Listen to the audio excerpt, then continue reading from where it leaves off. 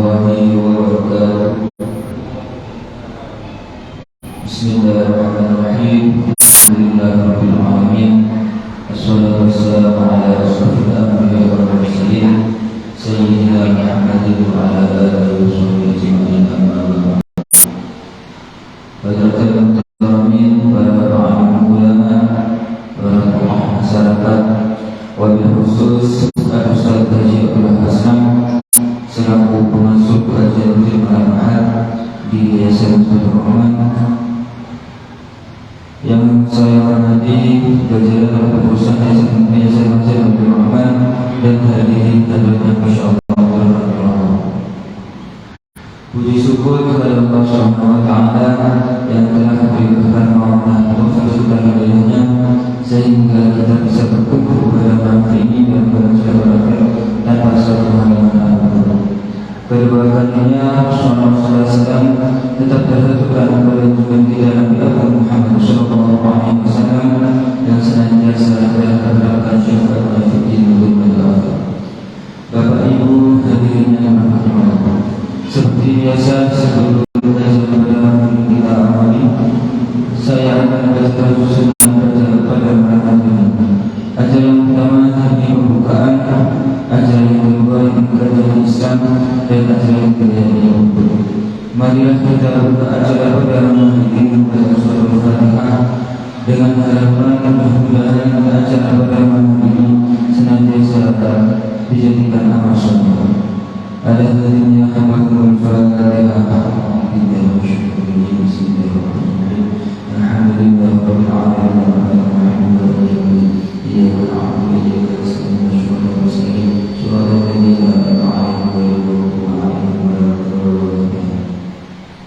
Memasuki acara kedua yang kajian Islam yang akan disampaikan oleh Ustaz Haji Abdul Hasan kepada beliau dan buat kami berdoa.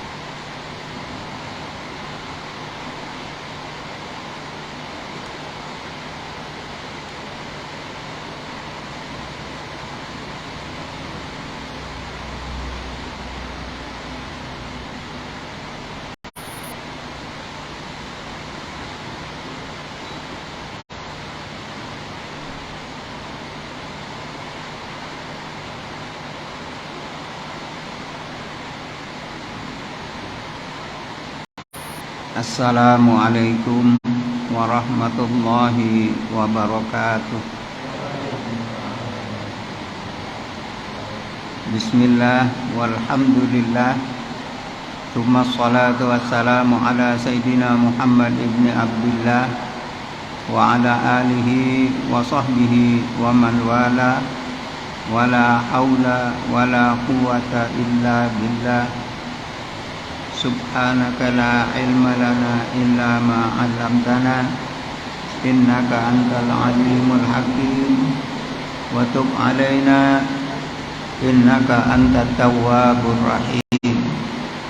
Rabbi shrah li sadri wa yassir li amri wahlul 'uqdatan min lisani yafqahu qawli wahdi qalbi wasaddid lisani, amin.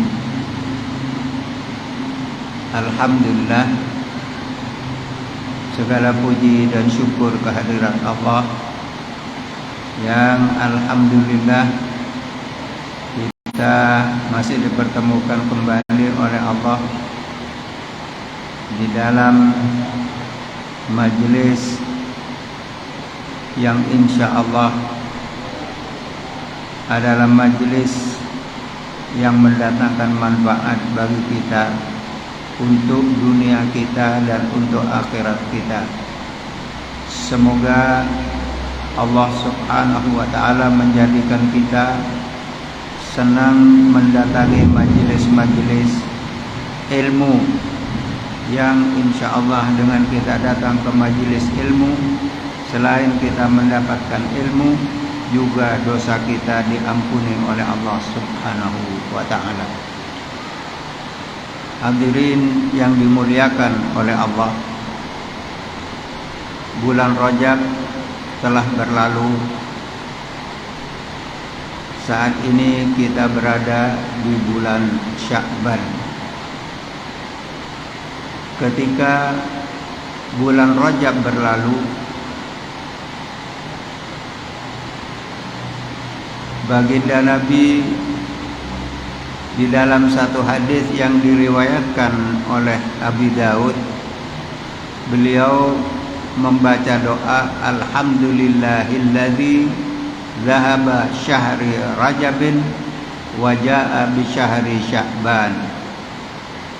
Segala puji bagi Allah yang telah berlalu bulan Rajab dan datang bulan Sya'ban. Bulan Sya'ban adalah termasuk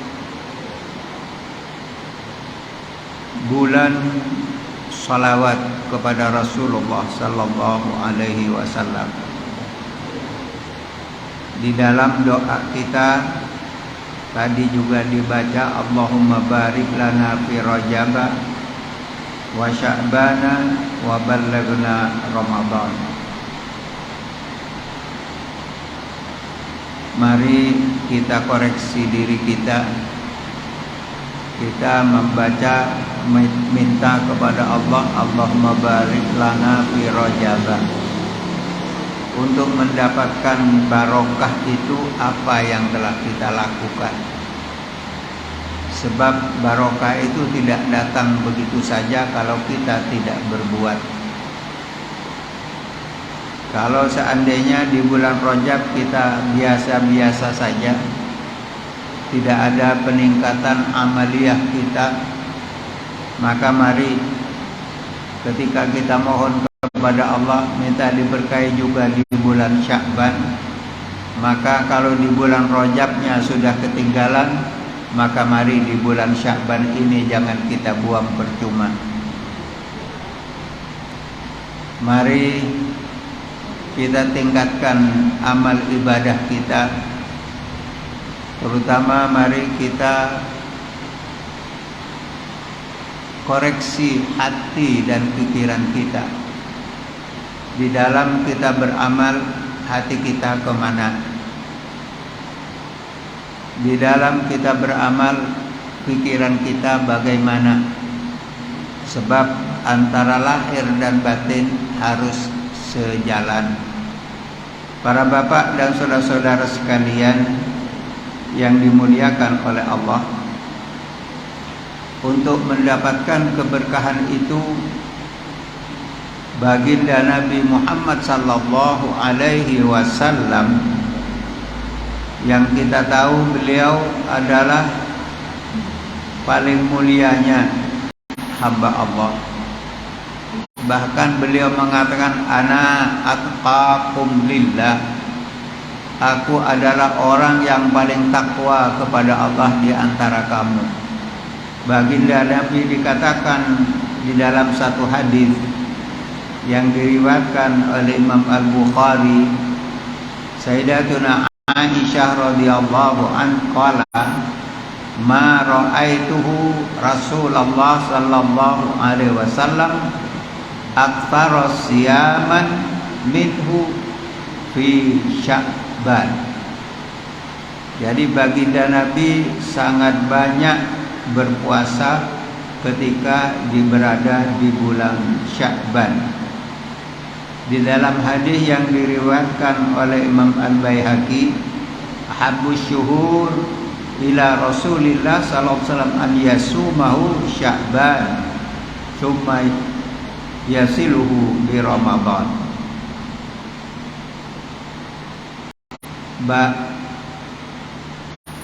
Bulan yang paling dicintai oleh Rasulullah sallallahu alaihi wasallam untuk berpuasa adalah bulan Sya'ban. Dan setelah itu beliau menyambungkan dengan Ramadan. Bukan berarti sebulan penuh berpuasa di bulan Sya'ban, tidak. Bahkan di dalam satu hadis yang diriwayatkan oleh Usama bin Zaid, qala Rasulullah sallallahu alaihi wasallam,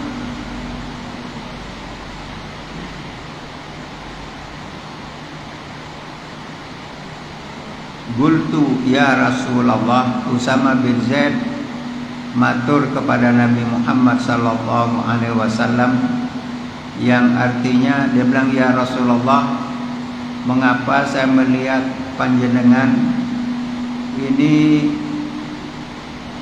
banyak berpuasa di bulan Sya'ban lebih dari bulan-bulan yang lain. Lalu ayu syahrin, bulan apa, kata Rasulullah?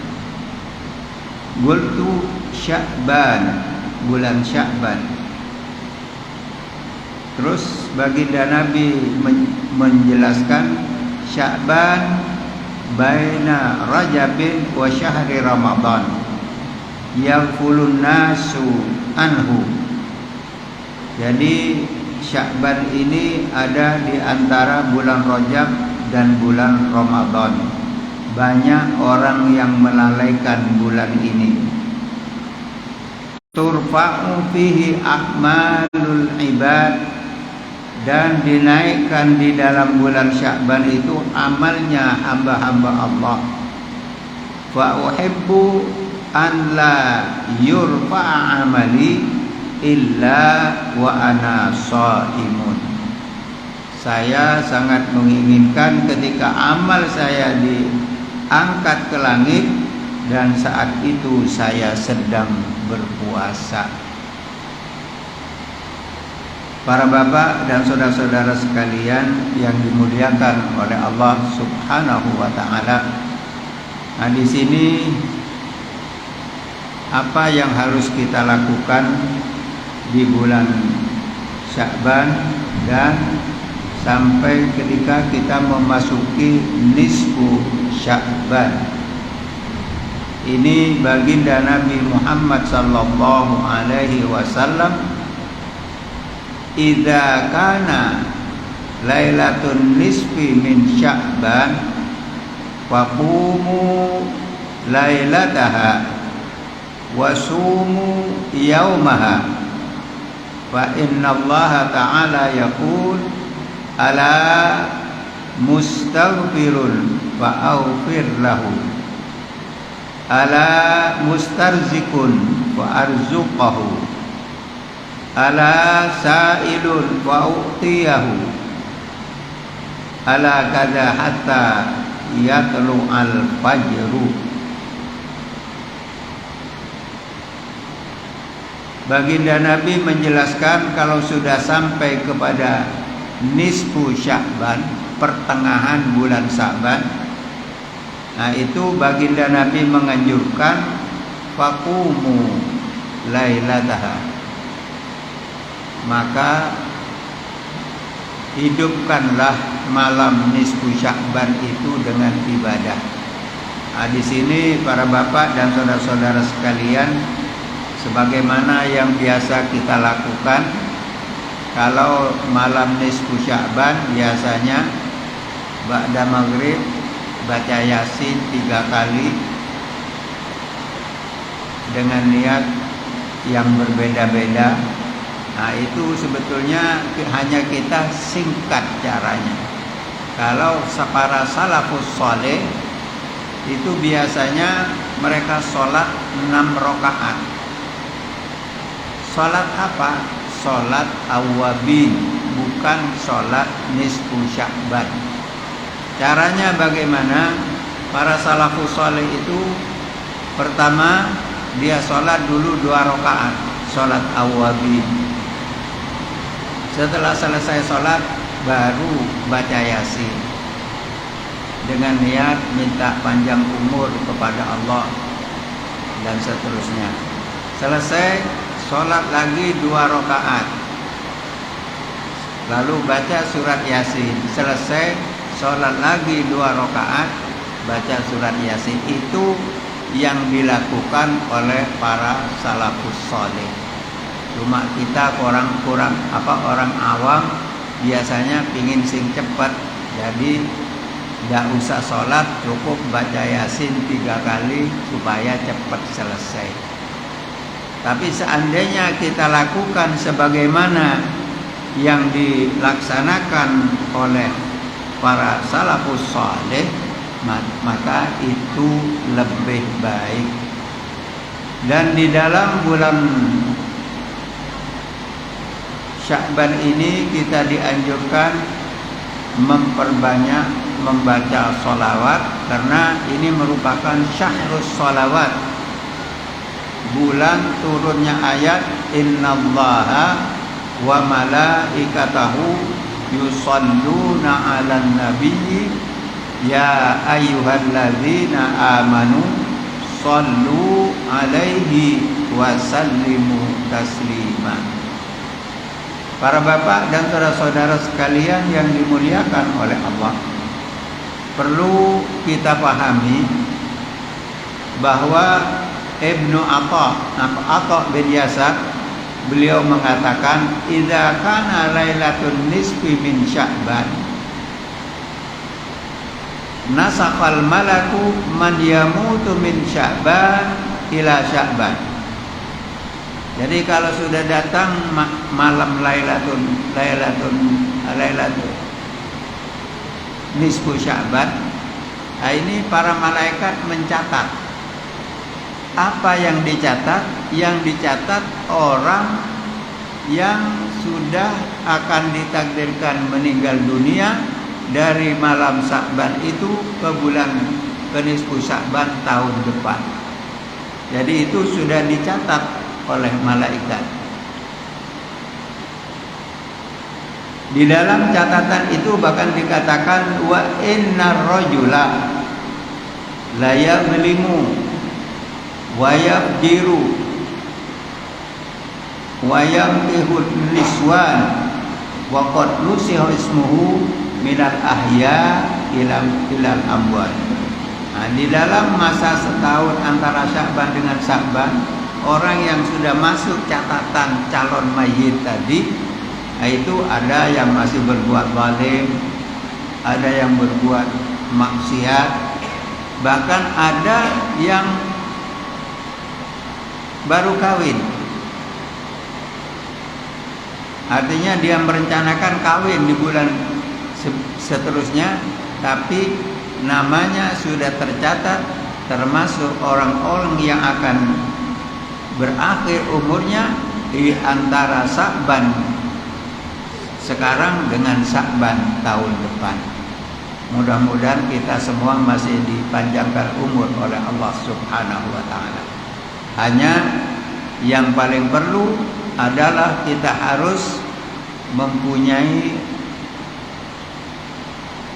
pengertian bahwa umur itu di tangan Allah. Kapan? Tidak ada yang tahu. Wa yas'alunaka 'anir ruh qulir ruhu min amri rabbi wa ma utitum minal ilmi illa qalila. Jadi umur itu di tangan Allah. Jangan sampai kita enak-enakan merasa wah saya masih sehat, saya masih muda, masih lama mau mati. Tapi kita harus yakin bahwa maut tidak menunggu kita sakit, tidak terhalang karena kita sehat, tidak ditunda karena kita muda. Tapi idza jaa ajaluhum fala yastakhiruna sa'atan wala yastaqdimun. Kalau sudah datang ajal, tidak bisa maju dan tidak bisa mundur. Para bapak dan saudara-saudara sekalian yang dimuliakan oleh Allah, baginda Nabi Muhammad sallallahu alaihi wasallam menjelaskan bahwa yang telah masuk catatan tadi Wa ma min lailatin ba'da lailatul qadri afdalu minha. Jadi malam nisfu Sya'ban ini adalah malam yang mulia setelah malam Lailatul Qadar. Makanya katanya Rasulullah, ketika datang Lailatul Nisfi min Sya'ban, faqumu lailataha. Hidupkan malamnya dengan ibadah, dengan taubat, dengan istighfar, dengan sholawat dan lain sebagainya. Wasumu yaumaha, dan berpuasalah di siang harinya pada tanggal 15 Sya'ban, artinya hari dari nisfu Sya'ban. Tapi dikatakan bahwa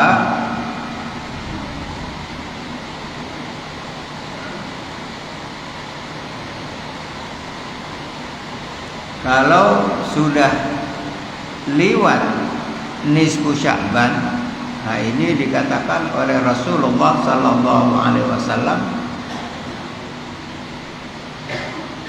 fala tasumu.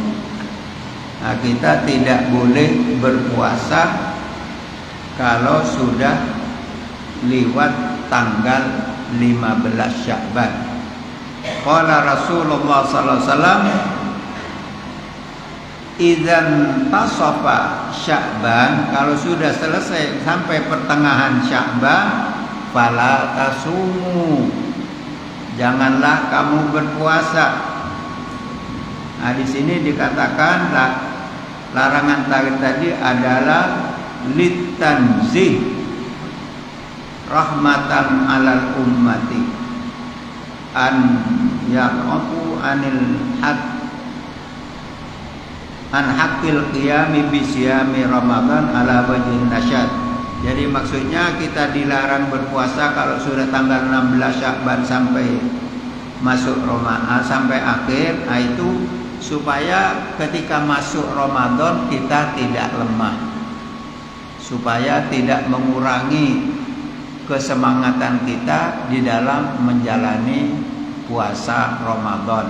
Jadi kalau sudah lewat tanggal 15 bulan Sya'ban, fala tasumu, janganlah berpuasa, katanya Rasulullah. Ada yang boleh berpuasa siapa? Yaitu orang-orang yang biasa puasa sunnah, seperti puasa Senin Kemis, dia sudah istiqomah menjalankan, boleh. Atau orang yang masih mempunyai utang puasa Ramadan, mengqadha, boleh.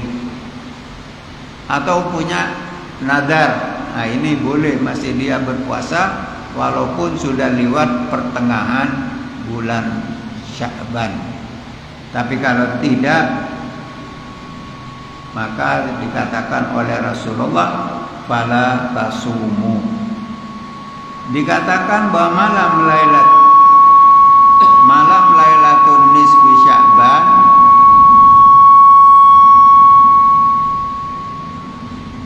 dikatakan bahwa di Lailatul Nisfi Sya'ban ini Allah menurunkan rahmatnya. Bahkan sampai Rasul Allah itu mengatakan, seperti yang saya jelaskan tadi, Allah subhanahu wa ta'ala yaqul, ala mustaghfirun fa'aufir. Dia bilang, apakah ada di antara hambaku yang memohon ampun, akan aku ampuni. Ala mustarzikun fa'arzuqahu, apakah ada yang minta rizki, aku beri rizki, katanya Allah. Ala sa'ilun fa'utiyahu, apakah ada yang punya permintaan yang lain, akan aku kabulkan. Itu Allah menunggu hambanya yang minta ampun, minta rizki atau minta hal-hal yang lain, itu ditunggu sampai datang fajar. Ini dari murahnya Allah subhanahu wa ta'ala. Ada beberapa orang yang tidak mendapatkan rahmat Allah, di waktu Allah mencurahkan rahmatnya di malam nisfi Sya'ban, itu ada 11 kelompok manusia tidak mendapatkan. Siapa mereka? Al-israku billah, orang yang mempersekutukan Allah, orang yang musyrik. Yang kedua, musyahinun, orang yang suka bermusuhan dengan saudaranya, suka tukar padu sama saudaranya. Dan yang selanjutnya qati'ur rahimin, lalu memutuskan hubungan persaudaraan. Biasanya kalau orang yang wangkot itu mesti gak nyopombek kon, aku gak paten, biasanya gitu. Nah ini insya Allah kalau di daerah Karanganyar tidak ada satu duluran yang tidak akor, tidak ada. Tapi di masjid ini kalau tidak di rumahnya wallahu alam. Jadi kita harus ngalah salah satu.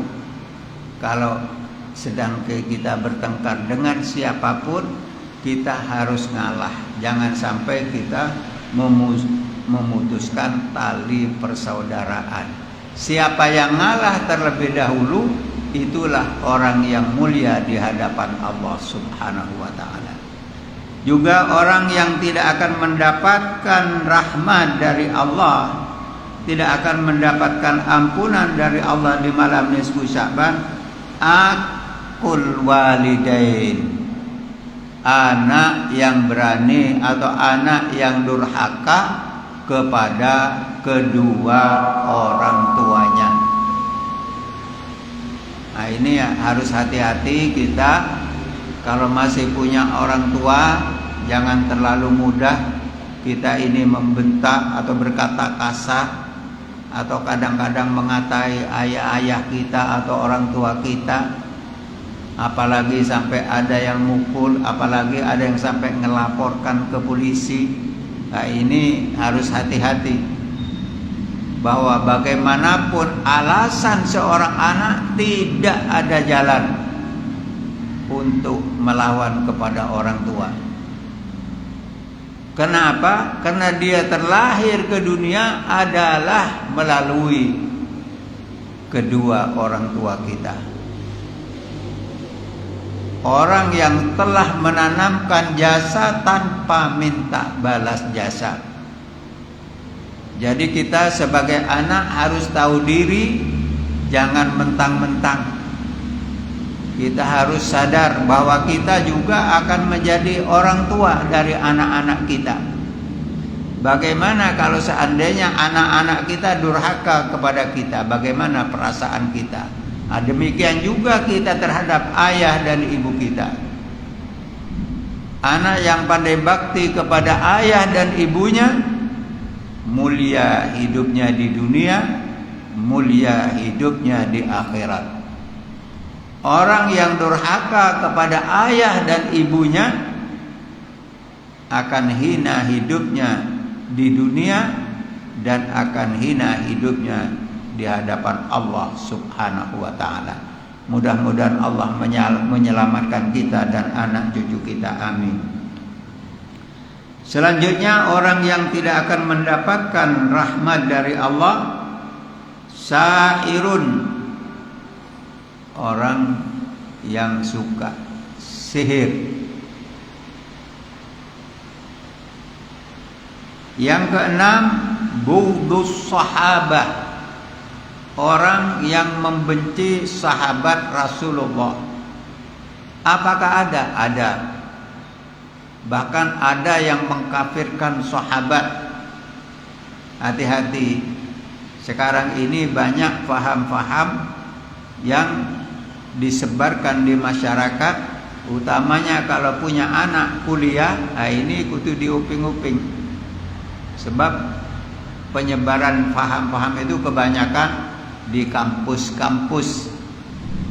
Demikian juga di musola, kadang-kadang datang orang alasannya untuk khidmat, tapi perlunya untuk menyebarkan pahamnya. Nah ini juga kita harus hati-hati. Jadi mari kita pegang teguh, kita di dalam kehidupan berpaham Ahlus Sunnah wal Jamaah Asy'ariyah. Nah, ini harus kita pahami ma huwa Ahlus Sunnah wal Jamaah. Bab saat ini kadang-kadang banyak orang fanatik Ahlus Sunnah ma yafham ma huwa Ahlus Sunnah, tapi tidak paham apa itu Ahlus Sunnah dan bagaimana. Kadang-kadang cuma fanatiknya fanatik buta, tidak mau mempelajari. Apalagi fanatik organisasi melebihi fanatiknya kepada agama. Nah, ini juga tidak diperbolehkan. Fanatik organisasi boleh, tapi harus berada di bawah kefanatikan kita terhadap agama. Jadi kita fanatik agama harus segala-galanya. Kalau ada orang mengatakan tidak boleh fanatik agama, itu adalah satu perkataan yang salah. Orang beragama harus benar-benar yakin dan yakin kebenarannya. Di dalam Islam Allah sudah menegaskan di dalam Al-Quran, Innad dina indallahil Islam. Ini namanya pendidikan fanatik.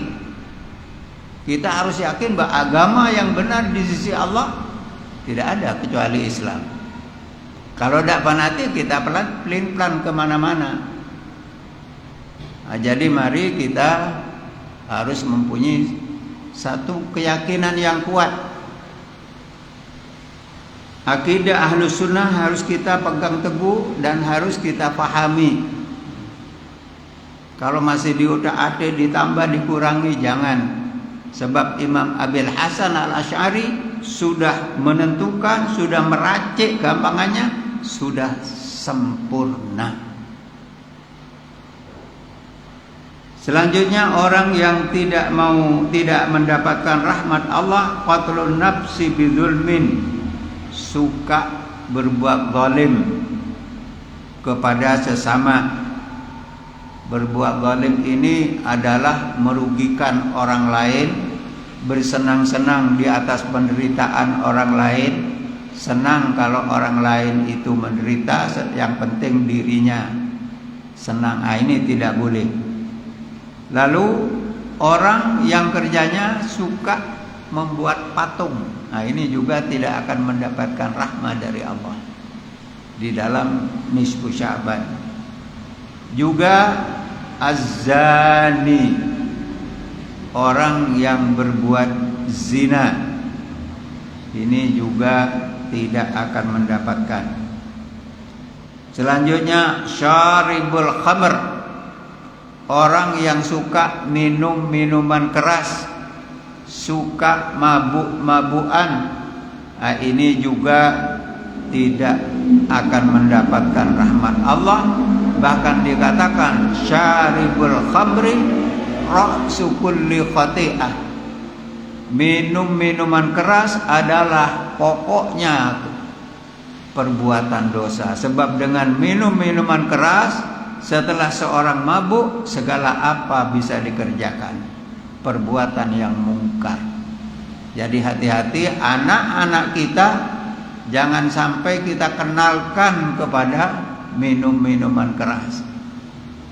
Kalau terlanjur, harus diusahakan bagaimana diambil hatinya supaya meninggalkan. Oleh karena itu alangkah baiknya jangan sampai kita ini kalau punya anak, kalau sudah sulit untuk dididik, baru pondok pesantren jadi tujuannya. Kalau masih anak-anak, yang penting sekolah umum dulu. Kalau sudah sulit untuk dididik, itu baru pesantren terakhir. Ini yang akhirnya anak-anak kita kosong dari agama. Para bapak dan saudara-saudara sekalian, selanjutnya juga orang yang pakai sarung atau celana itu sampai ngelembreng dengan niat khuyala, menunjukkan kesombongannya. Ini Allah tidak senang.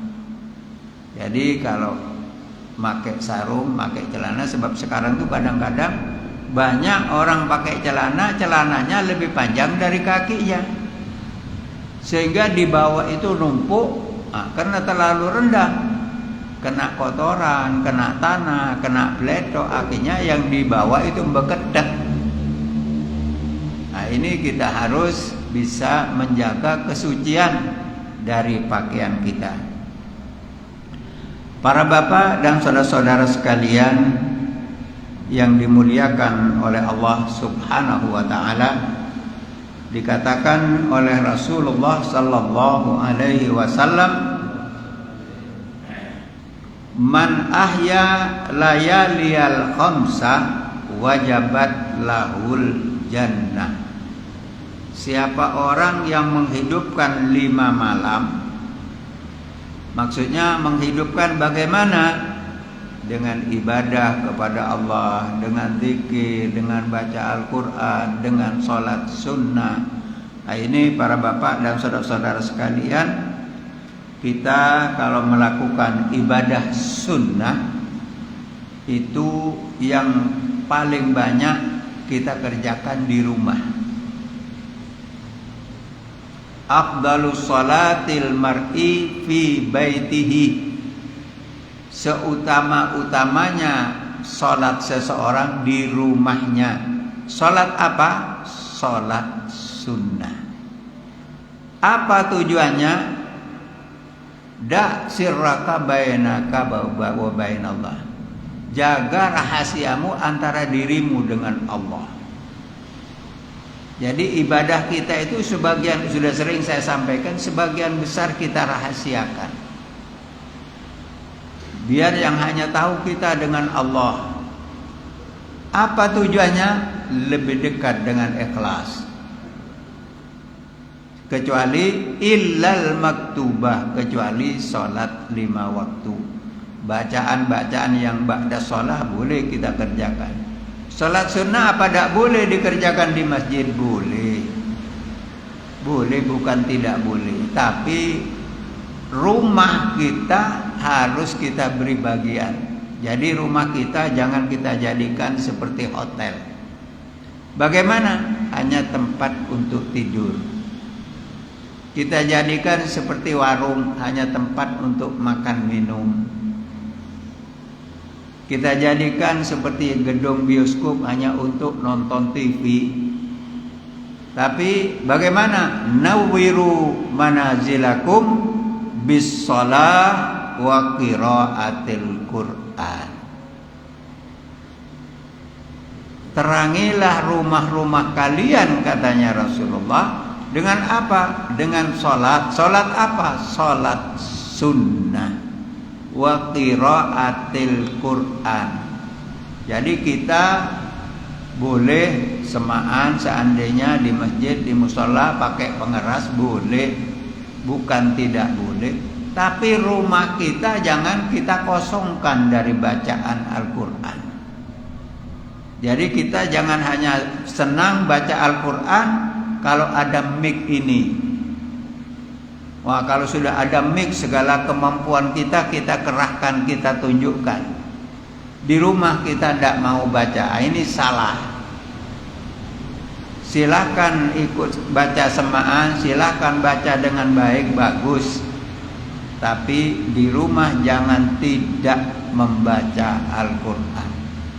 Sebab anggota keluarga kita perlu akal dan hatinya diperdengarkan bacaan Al-Quran. Apalagi kalau kita yang membacanya sendiri. Sebab apa? Tombo hati itu dikatakan ada 5. Salah satu diantaranya moco Quran angen-angen sak maknane. Jadi baca Al-Quran kalau bisa itu juga kita sambil mengangen-angen maknanya ketika kita sampai kepada ayat.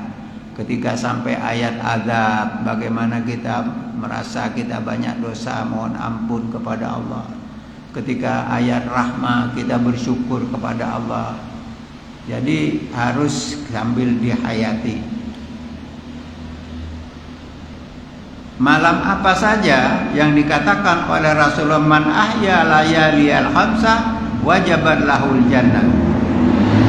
Yang pertama, Lailatul Tarwiyah, malam Tarwiyah tanggal 8 Zulhijjah.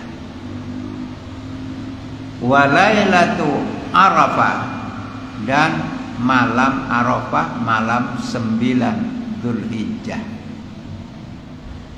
Bahkan puasanya juga di dalam Arafah ini bagi kita yang tidak haji sunnah, yukafiru sanat, itu dapat menghapus dosa tahun ini dan tahun yang akan datang. Jadi tahun yang lalu dan yang akan datang diampuni oleh Allah.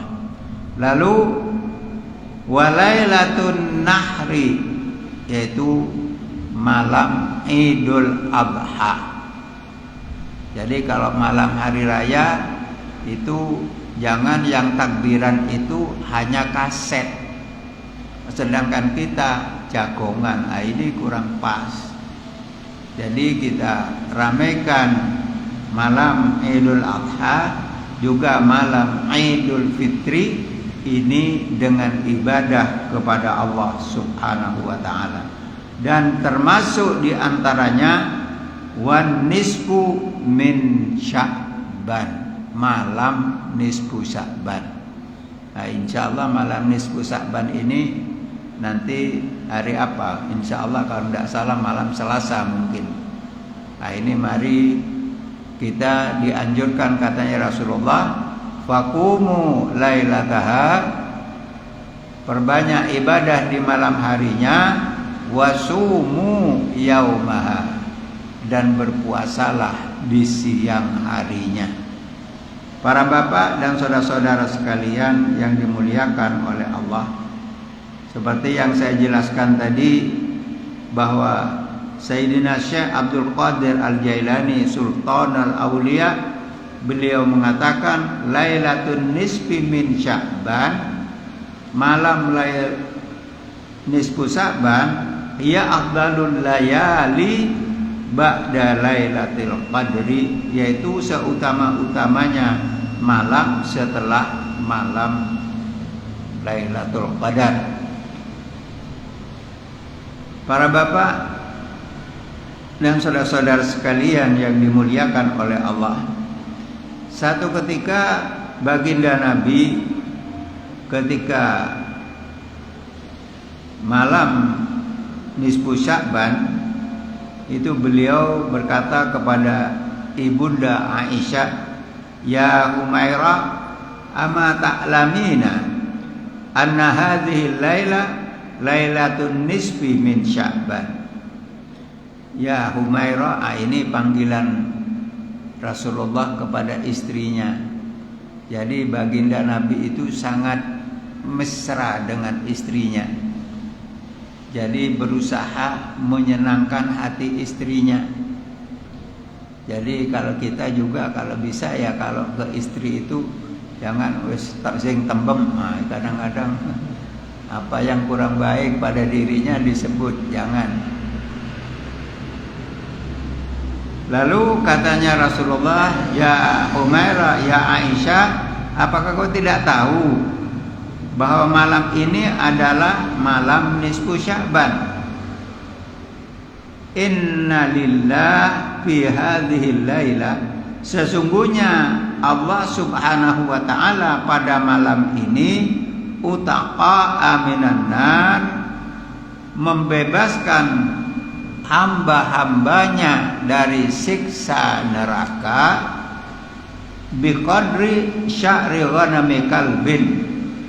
Ini yang dibebaskan oleh Allah sebanyak bulu dombanya Bani Kalb. Jadi ada di Makkah itu satu kabilah namanya kabilah Kalbin. Ini mereka paling banyak mempunyai kambing. Jadi katanya Rasulullah, Allah membebaskan hambanya di malam nisfu Sya'ban sebanyak bulu kambingnya kabilah Kalb. Mudah-mudahan kita termasuk yang dibebaskan oleh Allah Subhanahu wa taala. Para bapak dan saudara-saudara sekalian yang dimuliakan oleh Allah, Imam Az-Subki beliau mengatakan anna lailatan nisfi min Sya'ban, sesungguhnya malam nisfu Sya'ban tukaffiru dunuba sanatin, menghapus dosa selama setahun. Walailatal jumu'ati, sedangkan malam Jumat tukaffiru dzunubal usbu', menghapus dosa selama seminggu. Jadi kalau nisfu Sya'ban selama setahun. Jadi kita manfaatkan dengan baik. Walailatul qadri, sedangkan malam Lailatul Qadri yang ada di bulan Ramadan. Nah, ini para bapak dan saudara-saudara sekalian, kalau bulan Ramadan yang lalu kita biasa-biasa, maka mari kita persiapkan untuk Ramadan akan datang ini. Kita bertekad untuk ingin meraih Lailatul Qadar. Dengan apa? Dengan kita sudah noto persiapan kita. Makanya Rasulullah mulai bulan Rajab, Sya'ban, ini sudah toto-toto. Ibarat nanam dan nyiram supaya di bulan Ramadan bisa panen. Nah ini, maka mari kita juga persiapan. Puasa kita harus kita jaga dengan baik mulai dari tanggal 1 Ramadan sampai akhir. Jangan ada yang tutup kendang. Atau di dalam ibadah kita mempeng hanya di awal, jangan. Tapi usahakan lebih mempeng di akhir-akhir. Jadi dari awal jalan biasa, tambah akhir tambah ditingkatkan. Karena itu yang dicontohkan oleh Nabi Muhammad SAW. Kalau kita sudah menjaga puasa kita dari awal sampai akhir, ini bisa diyakini kita mendapatkan Lailatul Qadar. Bayangkan dari murahnya Allah, waktu Lailatul Qadar itu sangat sempit, sangat sedikit. Tapi harus kita jaga satu malam suntuk. Kita manfaatkan. Ya, apa tidak boleh tidur? Boleh, tapi dibatasi. Jangan semalam suntuk malah jadi konconya bantal. Jangan. Harus kita batasi. Apalagi sekarang ini kita bisa punya alarm. Usahakan bisa.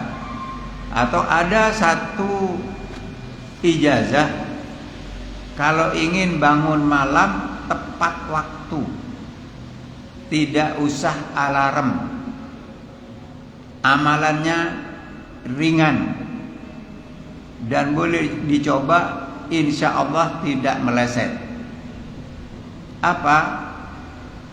Ketika mau tidur, usahakan baca La ilaha illallah 7 kali tanpa nafas.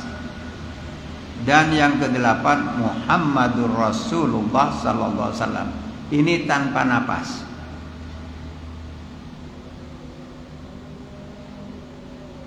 Coba praktekkan. Baca la ilaha illallah dengan tahan nafas sebanyak 7 kali, dan yang ke-8 Muhammadur Rasulullah sallallahu alaihi wasallam. Baca 3 kali.